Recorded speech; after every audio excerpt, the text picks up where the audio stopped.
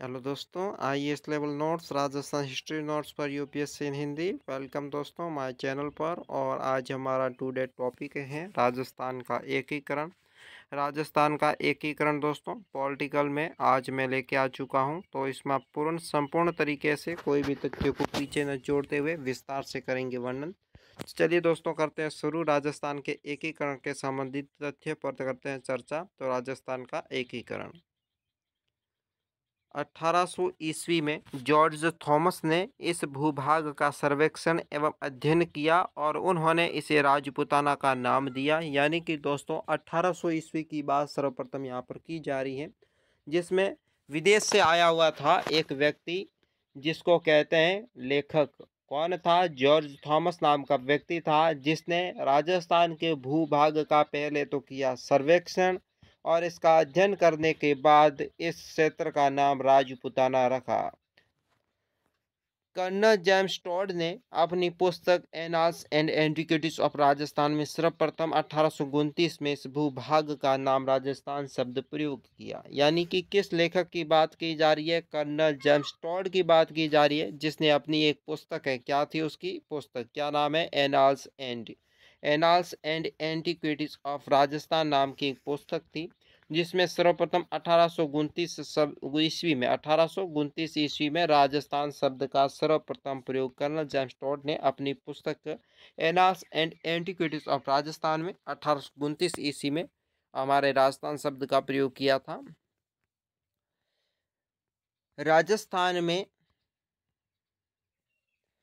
राजस्थान में रियासती विभाग सचिवालय की स्थापना 5 जुलाई 1947 को हुई थी। रियासती विभाग का सचिवालय की स्थापना 5 जुलाई 1947 में की थी। राजस्थान के एकीकरण का श्रेय सरदार वल्लभ भाई पटेल को दिया जाता है। सरदार वल्लभ भाई पटेल को राजस्थान के एकीकरण का श्रेय दिया जाता है। राजस्थान का एकीकरण को 7 चरणों में 18 मार्च 1948 से शुरू होकर 1 नवंबर 1956 तक पूरी हुई, जिसमें 8 वर्ष 7 माह 14 दिन का समय लगा था। राजस्थान का एकीकरण कब शुरू हुआ? 18 मार्च 1948, ठीक है, ध्यान रख लेना।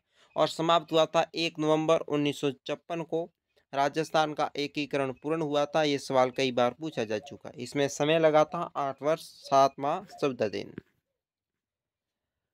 राजस्थान के एकीकरण के समय राजस्थान में कुल 26 जिले। राजस्थान का 26वां जिला अजमेर था। 1 नवंबर 1956 को बना था। 1 नवंबर 1956 को राजस्थान का अजमेर जिला बना था, 26वां जिला। राजस्थान की स्वतंत्रता प्राप्ति के समय 19 रियासत स्वतंत्र प्राप्ति हुई थी। उस समय 19 रियासतें थी, 3 ठिकाने थे। कितने ठिकाने थे? 3 ठिकाने, और एक था केंद्र शासित प्रदेश, जिसे कहते हैं अजमेर और मेरवाड़ा। राजस्थान की 19 रियासतें हैं, जिसमें अलवर, धौलपुर, उदयपुर, करौली, भरतपुर, बांसवाड़ा, प्रतापगढ़, शाहपुरा, डूंगरपुर, कोटा, बूंदी, झालावाड़, किशनगढ़, जयपुर, बीकानेर, जैसलमेर, जोधपुर, टोंक और सिरोही, ये राजस्थान की 19 रियासतें थी। तो स्वतंत्रता के समय राजस्थान की कौन सी रियासत नहीं थी? इस प्रकार का सवाल पूछा जाता है, तो ध्यान रख लेना 19 रियासतों के नाम। अलवर, ठीक है, फिर थी धौलपुर, फिर है उदयपुर, करौली, फिर भरतपुर, बांसवाड़ा, प्रतापगढ़, शाहपुरा, डूंगरपुर, कोटा, बूंदी, झालवाड़ा, फिर थी किशनगढ़, जयपुर, बीकानेर, जैसलमेर, जोधपुर, टोंक और सिरोही, ये राजस्थान की थी 19 रियासतें। राजस्थान के 3 ठिकाने थे। कितने ठिकाने थे? 3 ठिकाने थे। कुशलगढ़, जिसको बांसवाड़ा के क्षेत्र के नजदीक आता, नीमराणा जो अलवर में आता था, लावा जो टोंक वर्तमान में जयपुर में है, लावा पहले टोंक में था, वर्तमान में कहाँ पर है? जयपुर में है। ये 3 राजस्थान के प्रमुख ठिकाने थे, कुशलगढ़, नीमराणा और लावा। कुशलगढ़ बांसवाड़ा में आता है, नीमराणा अलवर में आता है, लावा टोंक में आता था, पर वर्तमान में ये जयपुर में लावा स्थित है। राजस्थान की सबसे पुरानी रियासत दोस्तों मेवाड़ रियासत राजस्थान की सबसे पुरानी रियासत मानी जाती है। राजस्थान की सबसे नवीनतम रियासत झालावाड़ रियासत है। राजस्थान की सबसे नवीन रियासत है। एकमात्र रियासत जिसका निर्माण अंग्रेजों ने किया था। इस रियासत का निर्माण किन्होंने किया था? अंग्रेजों ने किया था। किस रियासत का निर्माण अंग्रेजों ने किया? झालावाड़ रियासत की। राजस्थान की सबसे नवीनतम रियासत कौन सी है? झालावाड़ रियासत। झालावाड़ रियासत है इसमें भी ऑप्शन दिया जा सकता है। तो इस प्रकार के सवाल पूछे जा सकते हैं। यानी कि झालावाड़ रियासत है राजस्थान की सबसे नवीनतम रियासत है जिसका निर्माण अंग्रेजों ने किया था। राजस्थान की क्षेत्रफल की दृष्टि से सबसे बड़ी रियासत दोस्तों मारवाड़ रियासत है। क्षेत्रफल की दृष्टि से सबसे बड़ी रियासत कौन सी है? मारवाड़ रियासत है। जनसंख्या की दृष्टि से सबसे बड़ी रियासत जयपुर रियासत है। जनसंख्या की दृष्टि से सबसे बड़ी रियासत कौन सी है दोस्तों? जयपुर रियासत है। राजस्थान में क्षेत्रफल व जनसंख्या की दृष्टि से सबसे छोटी रियासत है शाहपुरा रियासत। ध्यान रख लेना। राजस्थान में क्षेत्रफल की दृष्टि से अगर सबसे बड़ी रियासत पूछी जाए तो है मारवाड़। अगर जनसंख्या की दृष्टि से सबसे जो बड़ी रियासत पूछ ली जाए तो है जयपुर। क्षेत्रफल में बड़ी मारवाड़ थी, जनसंख्या में बड़ी जयपुर थी। ठीक है। और अगर राजस्थान के क्षेत्रफल और जनसंख्या की दृष्टि से सबसे छोटी रियासत पूछ लिया जाए तो सही होगा आपका शाहपुरा रियासत। राजस्थान की शाहपुरा और किशनगढ़ रियासत तोप की सलामी का अधिकार नहीं है। शाहपुरा और किशनगढ़ दो रियासतों को तोप हैं उसकी सलामी नहीं दे सकते, सलामी देने का कोई अधिकार उनके पास नहीं था। राजस्थान की एकमात्र मुस्लिम रियासत थी टोंक रियासत जिसमें सबसे अधिक मुसलमान थे, इसलिए ये एक मुस्लिम रियासत थी। राजस्थान में जाट रियासतें कौन कौन सी थी? धौलपुर और भरतपुर। धौलपुर और भरतपुर दो रियासतें जो है ये जाटों की रियासतें थी। ठीक है। बांसवाड़ा के राजा चंद्रवीर सिंह ने मैं अपने डेथ वारंट पर हस्ताक्षर कर रहा हूँ कहते हुए राजस्थान में अपनी रियासत का विलय किया था।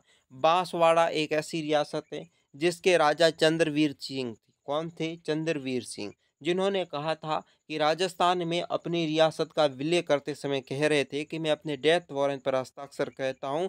ऐसे कहते हुए उन्होंने ये रियासत को भारत में सम्मिलित किया था। बीकानेर रियासत में भारतीय संघ में विलय करते समय वहाँ के महाराजा चारदुला सिंह थे। कौन थे? बीकानेर रियासत है जिसको भारत संघ में विलय किया था, उस समय वहाँ के महाराजा कौन थे? शार्दुला सिंह। अजमेर और सिरोही रियासत राजस्थान के दो सोपानों में विलय हुआ था। राजस्थान में अजमेर और सिरोही का जो रियासत है उनका राजस्थान में दो सोपानों में विलय माना जाता है। राजस्थान में शाहपुरा एकमात्र रियासत थी। शाहपुरा राजस्थान में एकमात्र रियासत थी जिसमें अपने राज्य का पूर्ण उत्तराधिकारी शासन की स्थापना की थी। 14 अगस्त 1947 को ही कर दी थी। राजस्थान में शाहपुरा ऐसी रियासत है जिसकी स्थापना 14 अगस्त 1947 को की थी। कोटा के महाराजा भीम सिंह कोटा, बूंदी और झालावाड़ा को मिलकर हाड़ौती संघ को बनाना चाहते हैं। हाड़ौती संघ कौन बनाना चाहते थे? कोटा के महाराजा भीम सिंह किस क्षेत्र को मिलाना चाहते थे? कोटा, बूंदी और झालवाड़ा को मिलाकर हाड़ौती क्षेत्र का निर्माण करना चाहते थे। आजादी के बाद राजस्थान राज्य भारतीय संविधान के अनुसार द्वितीय श्रेणी का राज्य है। कौन सी श्रेणी का राज्य है? द्वितीय श्रेणी का राजस्थान राज्य है भारत संघ में सम्मिलित होने के लिए। अब दोस्तों बात करते हैं प्रथम चरण। प्रथम चरण राजस्थान के एकीकरण का प्रथम चरण जिसको कहते हैं मत्स्य संघ। क्या कहते हैं? मत्स्य संघ। राजस्थान का प्रथम चरण मत्स्य संघ। स्थापना हुई थी 18 मार्च 1948। 18 मार्च 1948। अब ये सवाल इस प्रकार नहीं पूछेगा कि राजस्थान के प्रथम चरण का गठन कब हुआ, मत्स्य संघ का गठन कब हुआ, नहीं पूछेगा। राजस्थान में इस प्रकार पूछेगा कि राजस्थान में 7 चरण पूर्ण कब हुए या राजस्थान का पूर्ण एकीकरण कब हुआ, राजस्थान दिवस कब मनाया जाए, इस प्रकार के सवाल पूछे। तो इसमें सवाल क्या पूछेगा? राजस्थान का प्रथम चरण कौन सा था? तो मत्स्य संघ। कौन सा था? मत्स्य संघ। मत्स्य संघ में अलवर, भरतपुर, धौलपुर, करौली रियासत और अलवर की नीमराना ठिकाना को 18 मार्च 1948 को मिलाकर मत्स्य संघ का गठन किया गया। अब मत्स्य संघ में कौन कौन से क्षेत्र थे? अलवर, भरतपुर, धौलपुर। और एक अलवर, भरतपुर, धौलपुर, करौली। ठीक है। ये तो 4 रियासतें थी। इसके बाद अलवर का नीमराना ठिकाना क्षेत्र है उसको इसमें सम्मिलित करके 18 मार्च 1948 को मत्स्य संघ का गठन किया गया था। पॉइंट भी नोटेड कर लेना। इसके बाद देखते हैं मत्स्य संघ की राजधानी। मत्स्य संघ बना गया तो इसकी राजधानी बनानी थी तो इसको अलवर थी उसको मत्स्य संघ की राजधानी बना दी। ओके। फिर मत्स्य संघ के प्रधानमंत्री बनेगा। मुख्यमंत्री तो राजस्थान के पुनर्गठन के बाद मुख्यमंत्री बने। ठीक है। 7वें चरण में मुख्यमंत्री बने थे पर पहले प्रधानमंत्री होता था इसका। तो राजस्थान के उस समय मत्स्य संघ के प्रधानमंत्री शोभाराम कुमावत को बनाया गया था। ठीक है। किसको बनाया गया था? शोभाराम कुमावत को। अलवर प्रजामंडल के प्रमुख थे। अलवर का प्रजामंडल है उसके प्रमुख शोभाराम कुमावत को मत्स्य संघ के प्रधानमंत्री बना दिया। ठीक है। मत्स्य संघ के राज प्रमुख धौलपुर के शासक उदयभान को बनाया गया। मत्स्य संघ था, उसका राज प्रमुख बनता था, प्रधानमंत्री के बाद राज प्रमुख, उसमें धौलपुर का शासक कौन था? उदयभान सिंह को राज प्रमुख बना दिया। ओके, क्योंकि इन्हें राज प्रमुख क्यों बनाया गया, इसका प्रमुख कारण यह था, ये इनके राजा थे, इनको मत्स्य संघ, ये संघ मिलाकर उनके धीरे धीरे उनकी गद्दियों से ये साम्राज्य छीन कर राजस्थान बनाना और राजतंत्र को हटाकर गणतंत्र बनाना इनका प्रमुख उद्देश्य था। इसलिए उन्हीं को ही वापस प्रधानमंत्री बनाकर उनके हाथ से साम्राज्य को छीनना प्रमुख काम था। ठीक है, तो मत्स्य संघ में उप राज्य प्रमुख किसे बनाया गया? करौली के महाराजा तेज सिंह को बना दिया। फिर के एम मुंशी के आग्रह पर इस संघ का नाम मत्स्य संघ रखा गया। के एम मुंशी नाम के व्यक्ति है, उन्होंने आग्रह किया कि संघ का क्या नाम होना चाहिए? मत्स्य संघ। अब मत्स्य संघ का उद्घाटन करता कौन था? एन.वी. गॉडगिल। एन.वी. गॉडगिल नाम का व्यक्ति जिन्होंने मत्स्य संघ का उद्घाटन करता माना जाता है। अब देखो, ये तो हो गया प्रथम चरण। इसके बाद राजस्थान का द्वितीय चरण शुरू हुआ। राजस्थान संघ का पूर्व राजस्थान, राजस्थान संघ भी कहते हैं, पूर्व राजस्थान भी कहते हैं इसको। राजस्थान का द्वितीय चरण क्या है? राजस्थान संघ या पूर्व राजस्थान। स्थापना हुई 25 मार्च 1948, 25 मार्च 1948।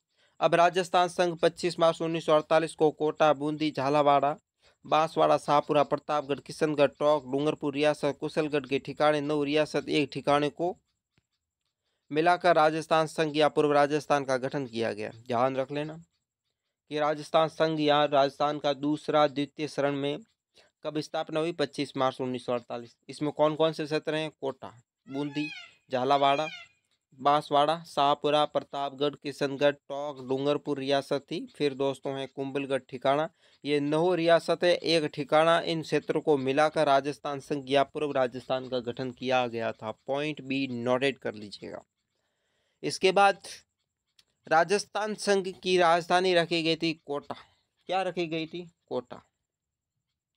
राजस्थान संघ के प्रधानमंत्री कौन थे? गोकुल लाल असावा। गोकुल लाल असावा शाहपुरा के थे। कहाँ के थे? गोकुल लाल असावा शाहपुरा के थे, जिन्होंने राजस्थान संघ के प्रधानमंत्री बनाया गया। फिर राजस्थान संघ के राज प्रमुख कोटा महाराजा भीम सिंह को बना दिया राज प्रमुख। फिर राजस्थान संघ के उपराज प्रमुख बूंदी के महाराजा बहादुर सिंह को बना दिया। फिर राजस्थान संघ के उद्घाटनकर्ता कौन थे? एन.वी. गॉडगिल ही थे। फिर दोस्तों तीसरा चरण आ जाता, कौन सा आ जाता है? राजस्थान के एकीकरण का तीसरा चरण, जिसे कहते हैं संयुक्त राजस्थान। क्या कहते हैं? संयुक्त राजस्थान। स्थापना इसकी हुई थी 18 अप्रैल 1948। 18 अप्रैल 1948 को राजस्थान के तृतीय चरण था, तीसरा चरण था, जिसे संयुक्त राजस्थान कहते हैं। इसकी स्थापना हुई थी 18 अप्रैल 1948। ठीक है, संयुक्त राजस्थान 18 अप्रैल 1948 को राजस्थान संघ में उदयपुर रियासत के मेवाड़ को सम्मिलित कर दिया। विलय से संयुक्त राजस्थान का निर्माण हो गया। उदयपुर को सम्मिलित कर दिया पूर्व राजस्थान में। अब राजस्थान का ये संयुक्त राजस्थान बन गया। इसकी राजधानी तो उदयपुर बना दी। संयुक्त राजस्थान प्रधानमंत्री माणिक्यलाल वर्मा जी को बना दिया प्रधानमंत्री।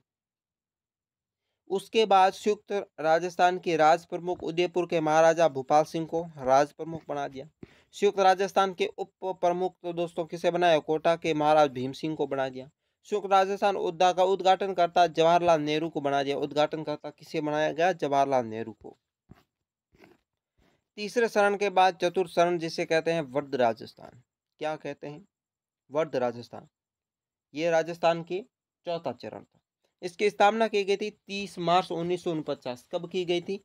30 मार्च 1949 को चतुर्थ राजस्थान के चतुर्थ चरण को, जिसे वर्ध राजस्थान कहते हैं, इसकी स्थापना की गई।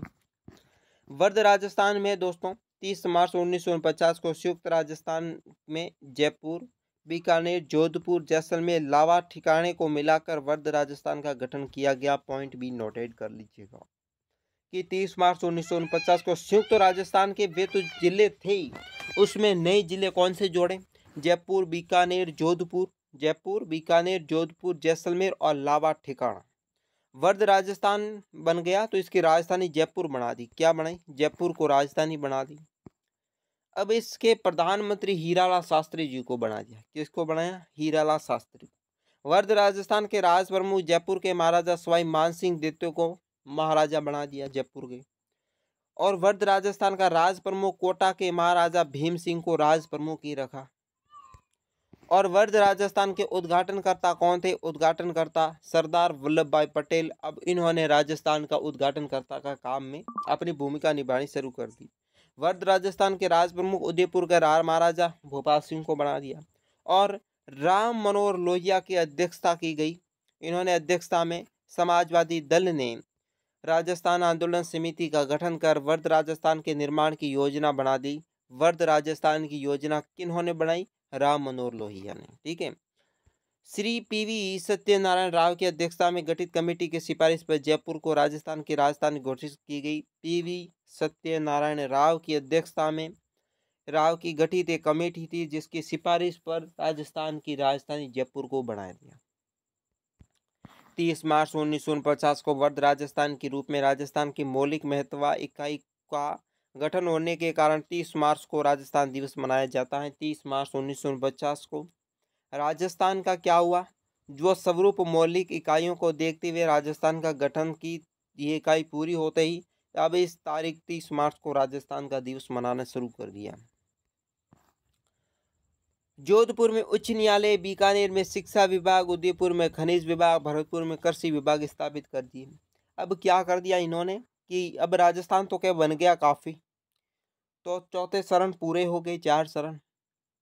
तो 4 शरण पूरे होने के बाद इन्होंने जोधपुर में उच्च न्यायालय की स्थापना कर दी, बीकानेर में शिक्षा विभाग की स्थापना कर दी, उदयपुर में खनिज विभाग की स्थापना, भरतपुर में कृषि विभाग की स्थापना कर ली।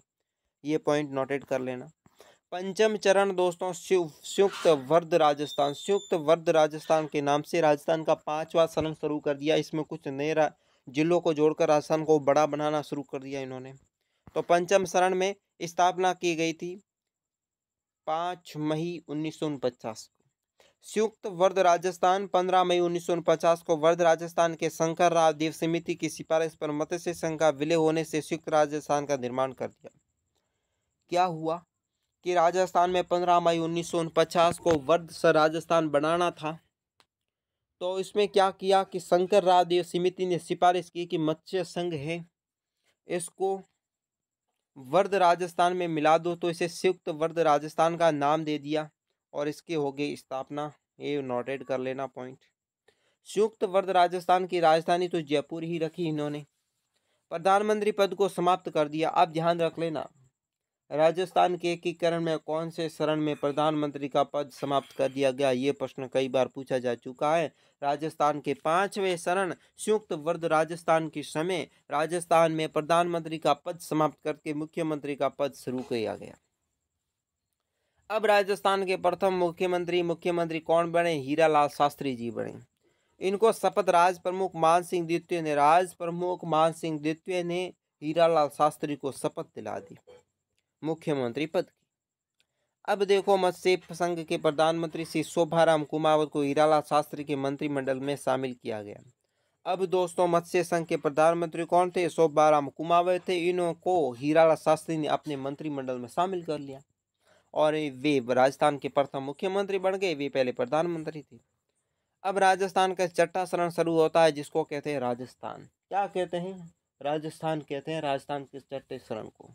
छठा शरण की स्थापना की गई थी 26 जनवरी 1950। 26 जनवरी 1950 को राजस्थान का छठा शरण शुरू किया जिसमें राजस्थान की राजधानी जयपुर बनाई गई। मुख्यमंत्री हीरालाल शास्त्री बने। कौन बने मुख्यमंत्री? हीरालाल जी शास्त्री इसके मुख्यमंत्री बने।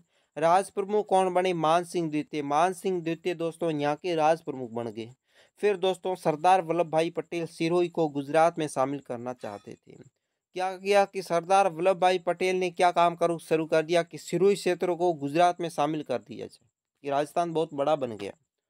फिर भी दोस्तों क्या हुआ कि सरदार पटेल ने 1950 में सिरोही के 2 टुकड़े कर दिए और फलस्वरूप सिरोही के 2 प्रमुख आकर्षण देलवाड़ा और आबू रोड गुजरात में चले गए। क्या हुआ कि 1950 में सिरोही के 2 टुकड़े कर दिए उन्होंने। फलस्वरूप सिरोही के 2 प्रमुख आकर्षण क्षेत्र थे, एक था देलवाड़ा, दूसरा था आबू रोड। ये दोनों कहाँ चले गए? गुजरात में चले गए। राजस्थान में गोकुल भाई भट्ट के नेतृत्व में इसका तीव्र विरोध किया। अब गोकुल भाई भट्ट ने इसका विरोध कर दिया कि सरदार भाई पटेल जी ये क्या कर रहे हो कि सिरोही क्षेत्र के 2 टुकड़े कर दिए, दोनों ही गुजरात में आपने दे दिए, बहुत बुरा काम किया। तो इन्होंने गोकुल भाई भट्ट ने इसका नेतृत्व करके इनका विरोध शुरू कर दिया। अब फिर विरोध के बाद क्या हुआ कि सिरोही को औपचारिक रूप से राजस्थान में 7 फरवरी 1950 को इनका विरोध करने के गोकुल भाई भट्ट के विरोध के बाद सिरोही को 7 फरवरी 1950 को राजस्थान में मिला ही लिया। अब 26 जनवरी 1950 को शेष सिरोही के संयुक्त वर्ग राजस्थान में शामिल किया गया तथा राजस्थान ब श्रेणी से राज्य घोषित कर दिया गया। संवैधानिक तौर पर इसका नाम राजस्थान रखा गया। संवैधानिक तौर पर 26 जनवरी 1950 को सिरोही को राजस्थान में सम्मिलित किया और इसको छठे शरण को पूर्ण करके इसका नाम राजस्थान रख ही लिया। अब देखो आगे होता है सप्त शरण, 7वां चरण। 7वां शरण इसको कहते हैं वर्तमान राजस्थान। इसका गठन हुआ था 1 नवंबर 1956। 1 नवंबर 1956। अब प्रश्न ये पूछा गया था पिछले एग्जाम एसआई के एग्जाम में पूछा था कि राजस्थान में वर्तमान राजस्थान का स्वरूप कब बना। इसमें लोगों ने करके आए 30 मार्च, क्योंकि राजस्थान का दिवस 30 मार्च मनाते हैं। सही जवाब था 1 नवंबर 1956। तो इसलिए थोड़ा कंफ्यूज न हो, सही जवाब दें। 1 नवंबर 1956 को फजल अली आयोग राज्य पुनर्गठन आयोग की सिफारिश के आधार पर अजमेर, मेरवाड़ा और आबू देलवाड़ा को राजस्थान में शामिल कर लिया गया। 1 नवंबर 1956 को फजल अली आयोग की अध्यक्षता में राज्य पुनर्गठन आयोग है ये फजल अली आयोग। इन्होंने अजमेर, मेरवाड़ा और आबू देलवाड़ा को राजस्थान में सम्मिलित करके संयुक्त वर्तमान राजस्थान का गठन कर दिया। मध्य प्रदेश के मंदसौर जिले में भानुपुरा तहसील को सुनेल टप्पा क्षेत्र राजस्थान में मिला दिया गया। झालावाड़ जिले के सिरोज क्षेत्र को मध्य प्रदेश में मिला दिया गया। झालावाड़ का सिरोज क्षेत्र मध्य प्रदेश में मिला दिया और मंदसौर मध्य प्रदेश के मंदसौर की भानुपुरा तहसील राजस्थान में मिला ली। 1 नवंबर 1956 को राज प्रमुख पद था वो समाप्त कर दिया। राज्यपाल का पद सर्जित कर दिया। राजस्थान के प्रथम राज्यपाल के रूप में गुरुमुख निहाल सिंह को राज्यपाल पद की शपथ दिलवाई थी 1 नवंबर 1956 को। ठीक है, तो राज्य पुनर्गठन आयोग ने 1956 में राजस्थान की इस श्रेणी का विकास कर लिया और प्रारंभ में राजस्थान में ब श्रेणी का राजस्थान था, किंतु राजस्थान पुनर्गठन 1956 में लागू किया गया और बाद में राजस्थान अ श्रेणी का राज्य बन गया। अ श्रेणी का राजस्थान राज्य बन गया और इनके प्रथम राज्यपाल सरदार गुरुमुख निहाल सिंह बने थे। तो दोस्तों कैसा लगा वीडियो कमेंट बॉक्स में जरूर बताएं और हमारे चैनल के साथ वीडियो देखने के लिए बहुत बहुत धन्यवाद। और दोस्तों हमारे चैनल को सब्सक्राइब, वीडियो को लाइक, दोस्तों के साथ शेयर करें। कमेंट बॉक्स में बताएं राजस्थान के एकीकरण का कोई भी तथ्य है, कोई भी पॉइंट अगर पीछे छूट चुका है तो हमें कमेंट बॉक्स के जरिए जरूर बताएं। और दोस्तों कैसा लगा वीडियो आप हमें कमेंट बॉक्स में बताएं। धन्यवाद और नेक्स्ट वीडियो हमारे चैनल के साथ ही बने रहें और देखते रहें।